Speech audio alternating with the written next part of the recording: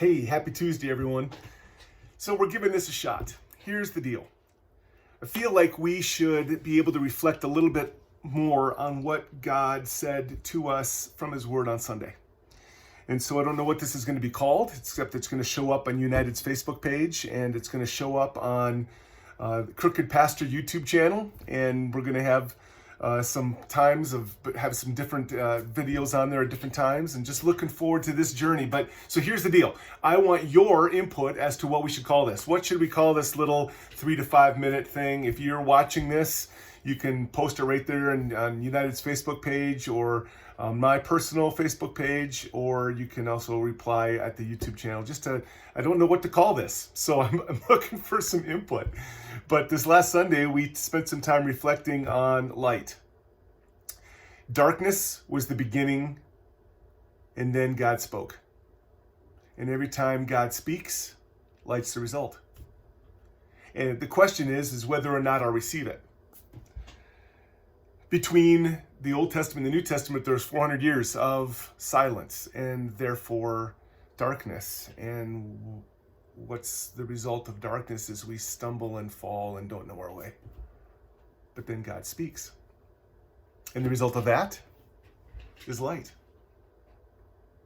John says in his opening paragraph in his gospel that the Word became flesh and dwelled among us.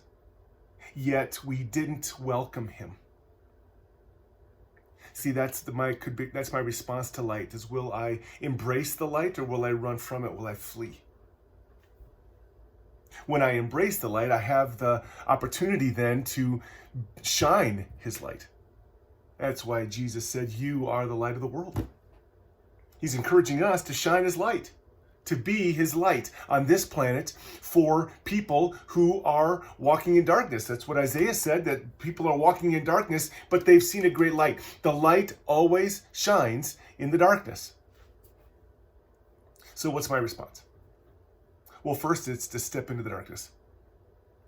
Build those relationships, those friendships, maybe with a neighbor or a friend. Have coffee, get together over a soda or a meal, and just listen. That's number 2. Listen. Listen to the pain and the stories of darkness and the hardships, and identify with them where you can, because we've all faced brokenness and difficulty in our lives at different times. And as we're doing that, as we're stepping in and listening, we're shining. We're shining His light, because the light shines on, and we're given the opportunity then to ask, how can I help? Or can I pray with you? And when I do that, again, I shine His light. It's a great opportunity to be able to be the light that God has called me to be, that Jesus wants me to be. And then last, I might have the opportunity to share my story. To share my story of how Jesus shined His light in my life, how God spoke and I heard, and the light shined in my life. Shined? The light never ceases to shine. Every time God speaks, the result is light. So remember, when the darkness is the blackest, the light shines the brightest, because there is always hope. Happy Tuesday. Have a great week, shining His light.